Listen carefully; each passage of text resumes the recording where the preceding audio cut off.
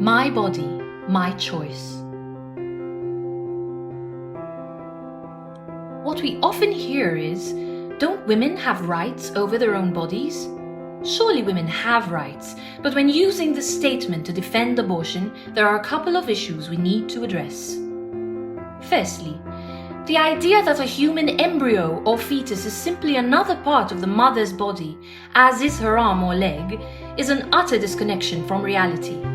If this were true, one could argue that during her pregnancy, a woman would have 2 hearts or 4 hands and feet.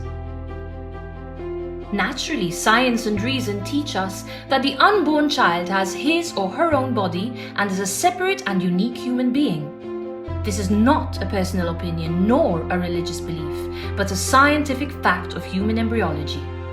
Dr. Diane Irving states that the immediate product of human sexual reproduction, fertilization, is a new, living, genetically unique, single-cell human being, human embryo, human organism, human individual, who immediately directs his or her own specifically human functions, activities, and development. Now that we have established that the mother's body and the unborn child are not interchangeable and that there are 2 individual human beings, how should we go about the issue of rights? The United Nations Universal Declaration of Human Rights declares that the rights belong to all members of the human family. Articles 3 and 6 of the same declaration also affirm that everyone has the right to life, and everyone has the right to recognition everywhere as a person before the law. Even more specifically, the United Nations Declaration on the Rights of the Child states that the child, by reason of his physical and mental immaturity, needs special safeguards and care, including appropriate legal protection, before as well as after birth. But what happens if we decide that it is only a woman's right? Let's say that a pregnant woman was seen smoking or drinking alcohol, knowing that she is endangering her child's health. We would all agree that what she is doing is wrong and irresponsible.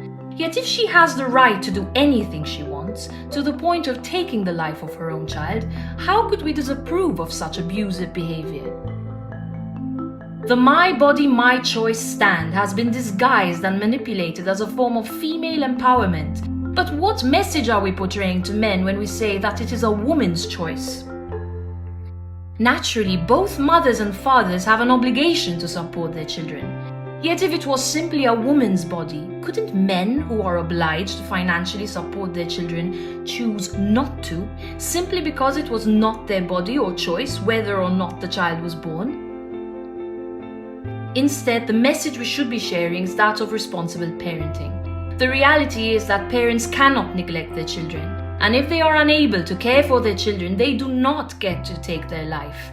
Instead, they can opt for other non-violent options, such as reaching out for help from charitable organizations or adoption. Remember that a human right is only a right if it belongs to all human beings. Otherwise, it is no longer a right, but the cause of discrimination.